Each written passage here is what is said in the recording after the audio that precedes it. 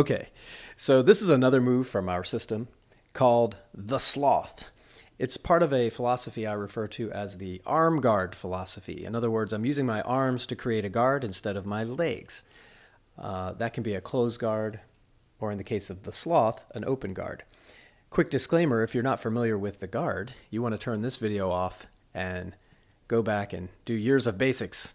Having said that, though, I'll throw this in. I think we probably will start evolving more toward this idea, even on the basic level.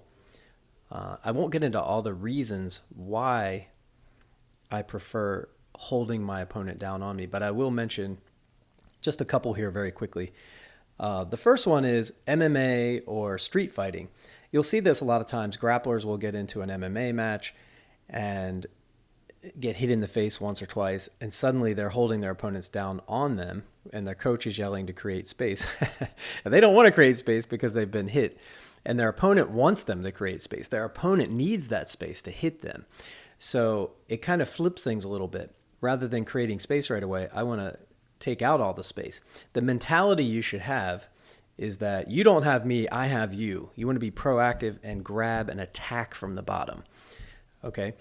So we'll get more into that later on, all the reasons why I might do this, even grappler versus grappler. But for now, rule number one is don't get punched in the face. So let's assume you're clinging to your opponent like this. I'm holding on to them, holding them down, and if I'm grappling a caveman, they're just going to force their way up. I'm going to follow them all the way up. I'll get up, I'll snatch a guillotine. Or what's more likely to happen is they'll start to pull away, and then suddenly I'll pull back, create a lot of room to put my legs in. So basic positioning, I make these meat hook shape hands. When you grip somebody like this, you don't have to use a lot of effort. I just hook onto the neck.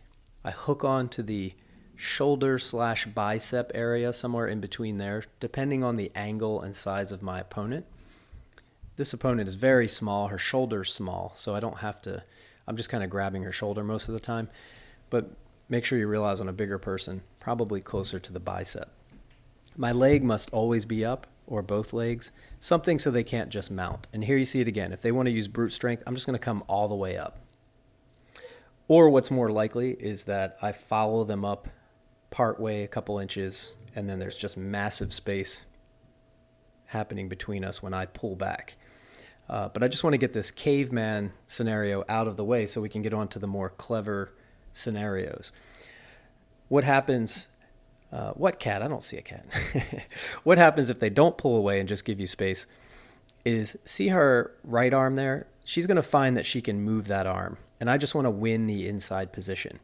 So this is the first clever move, I guess I'll call it. If your opponent's clever, they're smart. They're not just going to use brute strength.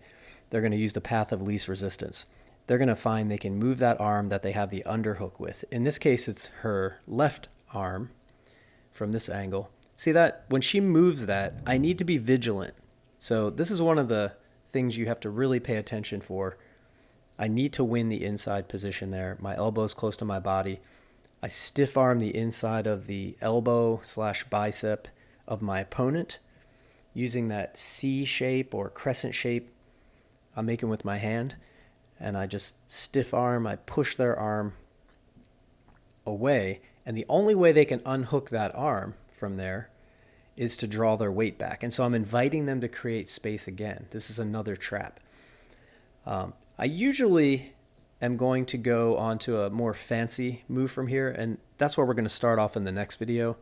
I'm going to show you something really, really interesting from here using your arms and legs together, but we'll get to that in the next video. For now, we just want to get this basic position and the basic idea of if they want to give you space, there you go. You made them create the space for you. Okay, please like and subscribe so that you will catch the next video on what to do from here.